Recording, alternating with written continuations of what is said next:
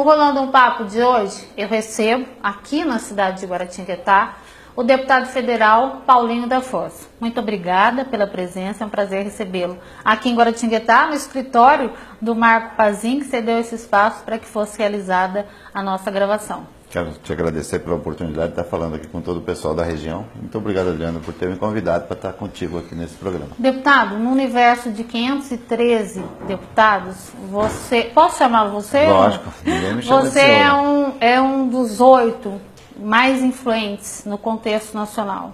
A sua trajetória é bastante importante, uma votação expressiva, 300 mil votos em São Paulo.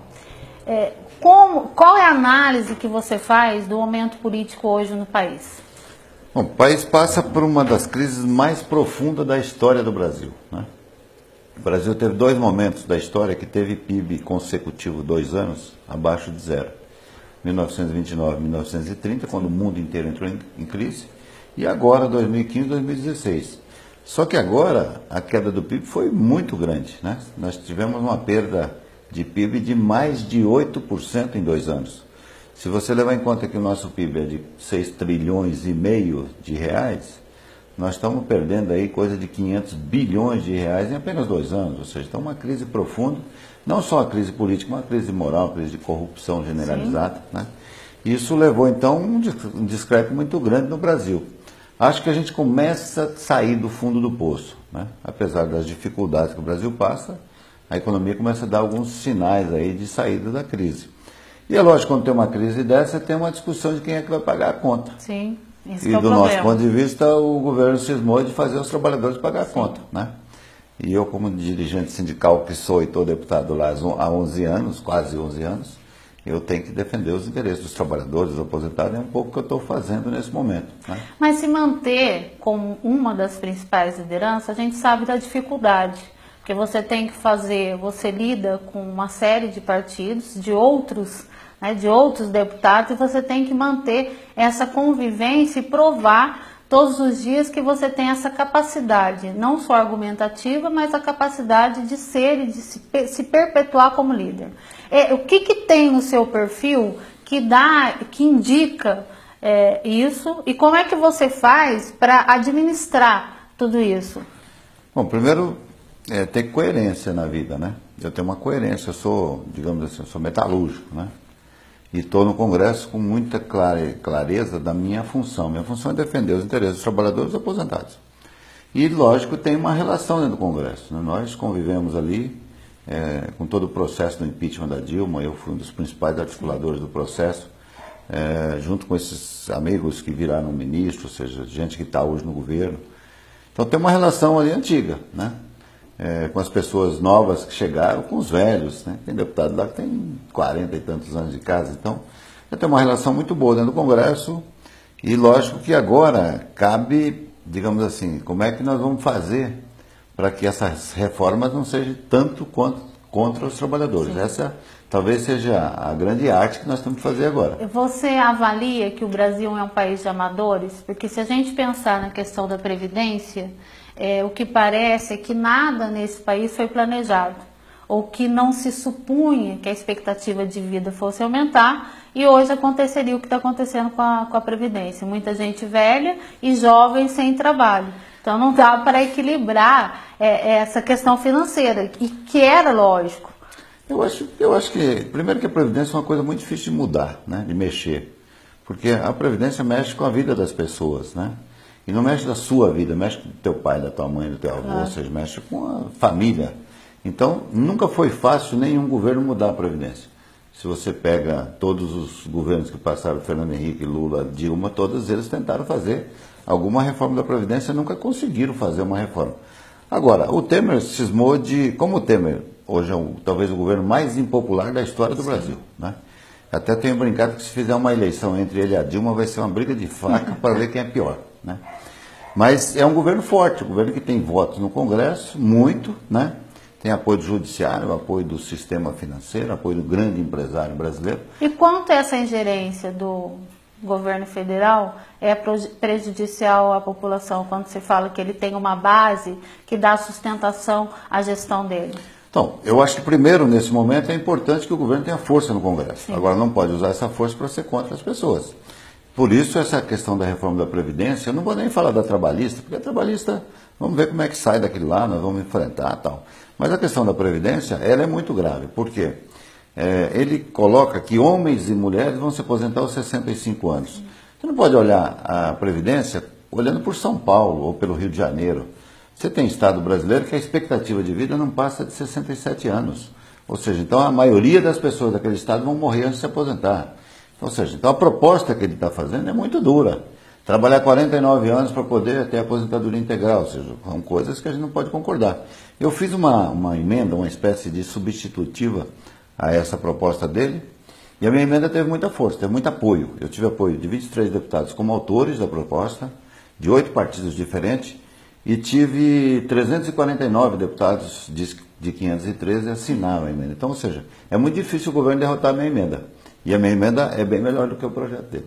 Você acha que quando ele fala que os estados devem ter autonomia para que cada estado estude a Previdência, isso foi algo inteligente? Os estados teriam a condição de bancar isso? Olha, eu acho assim, primeiro que quando levou todos para Brasília, ou seja, então nós vamos fazer uma reforma para todo o Brasil. Nós estamos em Brasília resolvendo os problemas dos governadores. Acho que os governadores deveriam resolver esse problema. Né? Tá. Porque se tem problema no estado, tem estado que não está quebrado, como sim. o Rio está, né? Tem estado que está bem. O Rio Está lascado. acabou. São Paulo.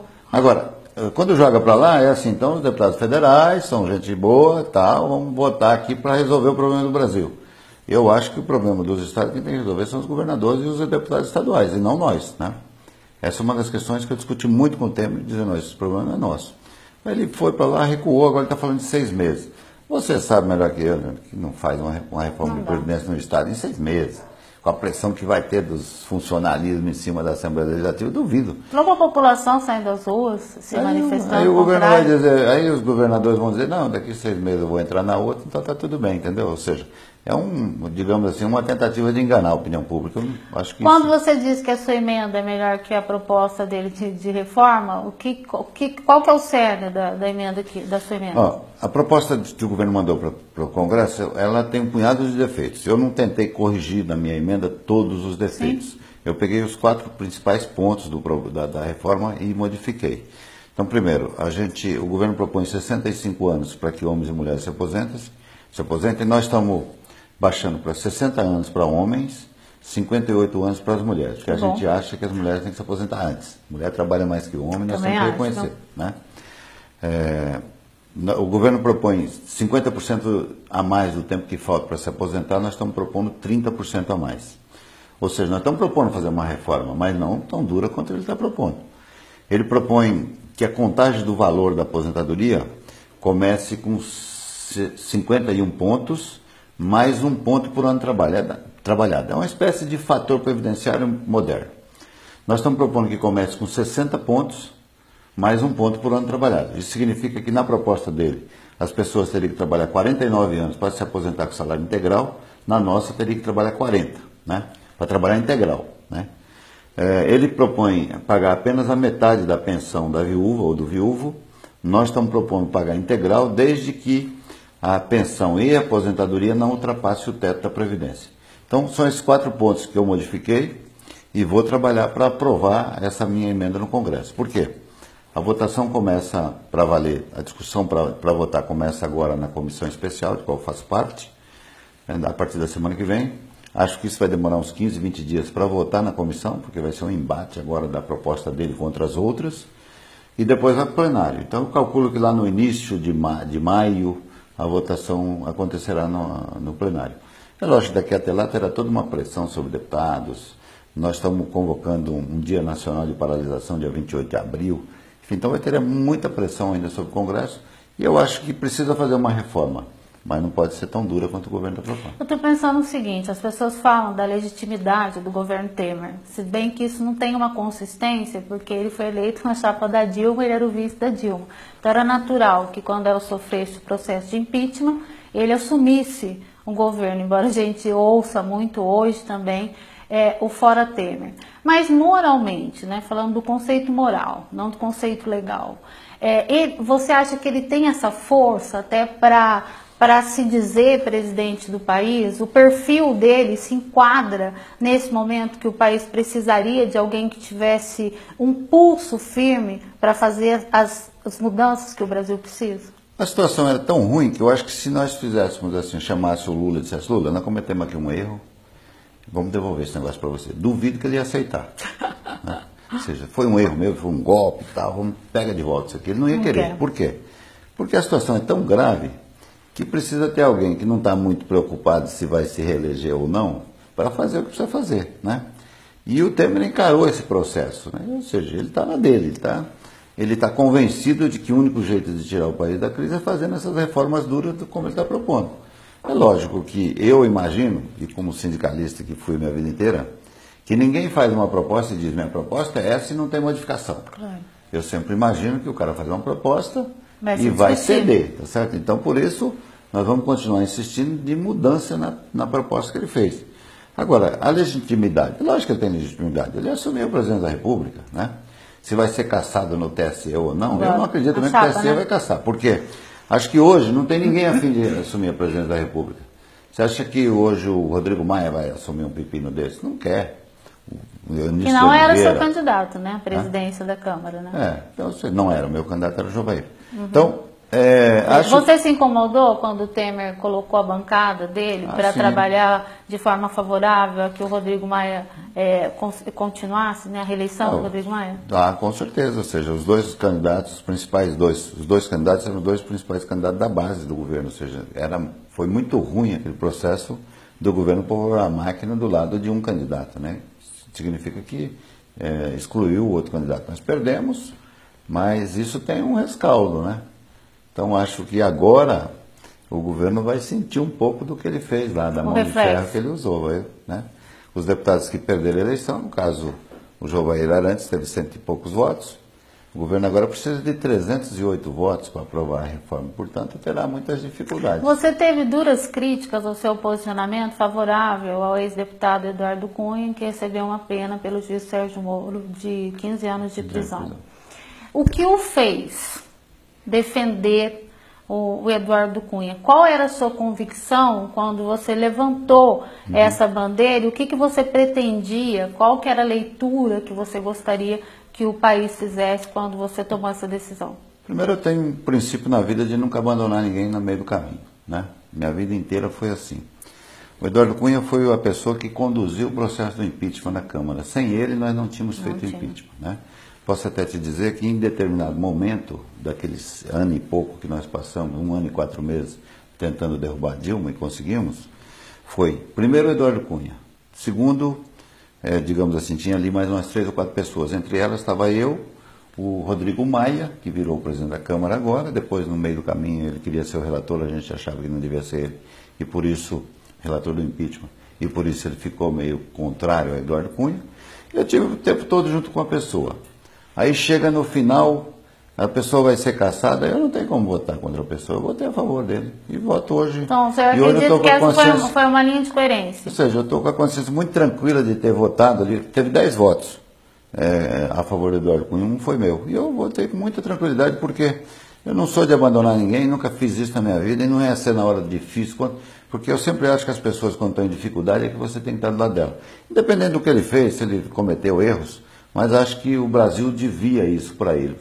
Porque sem ele nós estaríamos aí até hoje com a Dilma e com o Lula na nossa cabeça. Você que fala muito da Dilma, né? Eu fico com a impressão ou que as pessoas têm amnésia ou que esse processo ele não foi tão duro quanto deveria ter sido para moralizar o país em todos os aspectos, né? Não só de quem corrompe, mas de quem se deixa corromper.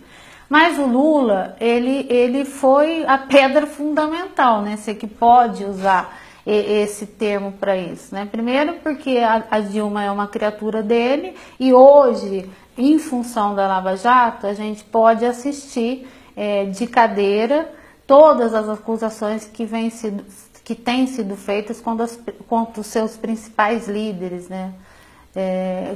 Você acha que o Lula consegue sair desse círculo em que ele se meteu? Se ele vier a ser candidato, existe alguma chance de que haja essa amnésia coletiva no eleitor e ele vença? Primeiro que eu acho que hoje tem uma leitura assim, bom, o Lula tem um punhado de processos contra ele, que vai vir ainda, muitas delações ainda que virá pela frente, principalmente essa da Odebrecht. Eu não sei se ele chega até lá, né? Se ele não será preso antes, né? Ou se não será condenado antes, enfim. Agora, uma coisa, a popularidade de governo se mede pela economia, né? Ou a economia está mal, desemprego em alta, tal, todo mundo... 3 milhões e meio de desempregados no país hoje. 13 milhões, né? Ou seja, gente para diabo desempregada. Então, acho que a partir da hora que a economia começa a melhorar, isso tudo volta ao normal, né? As pessoas vão ficar mais racional e vão acabar percebendo que não dá para a gente voltar ao passado. De você ter uma candidatura que representou, digamos assim, o símbolo da corrupção no Brasil, né? Em todo lugar que você abre no governo, tinha corrupção, ou seja, quase quebraram a Petrobras.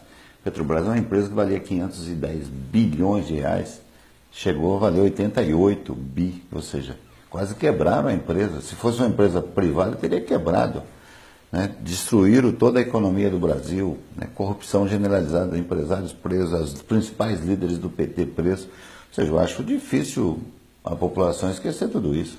Até porque isso tudo na campanha eleitoral volta, né? Assim, você foi filiado ao PT, logo no início. Eu Ficou fui fundador, fui fundador do PT em 80. Eu era moleque, naquela época toda a esquerda brasileira foi na fundação do PT, eu tive também.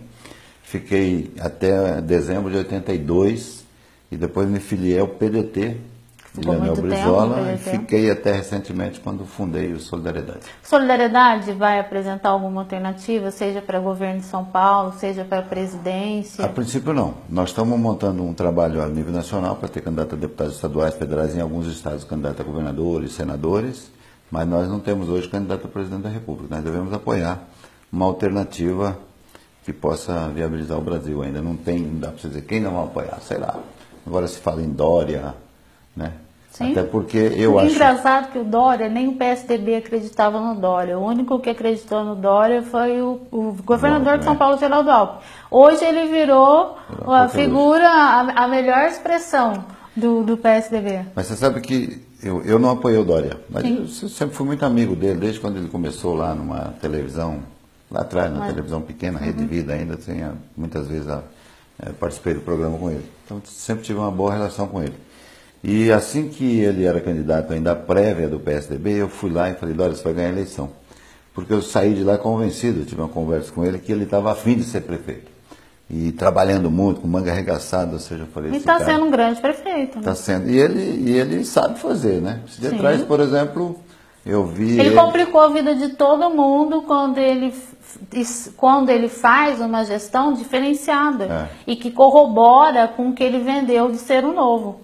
Que efetivamente o novo hoje que o Brasil tem é o João Dória. Só, os outros que se elegeram com a pecha do novo não chegam nem aos pés dele. E o PSDB ficou, como o PSDB foi muito para o governo, também pegou a impopularidade do governo. Sim, então muito. hoje por isso que Alckmin, o governador Geraldo Alckmin e o senador Aécio Neves, que eu apoiei na última eleição, perderam muito popularidade, né? Então, eu acho que o Dória é uma alternativa. Se eu fosse o PSDB, lançaria o Dória presidente da República. Sim, não o Alckmin. Não o Alckmin. Acho que o Dória seria o melhor candidato do PSDB hoje. Deputado, foi um prazer conversar com vocês. Obrigado Quero que você a volte em vocês outras oportunidades.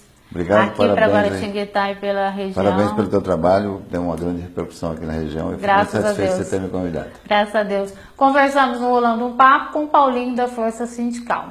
Muito obrigada a vocês pela audiência do nosso programa. Eu repito, a parceria com vocês me fortalece. Um beijo, até o próximo.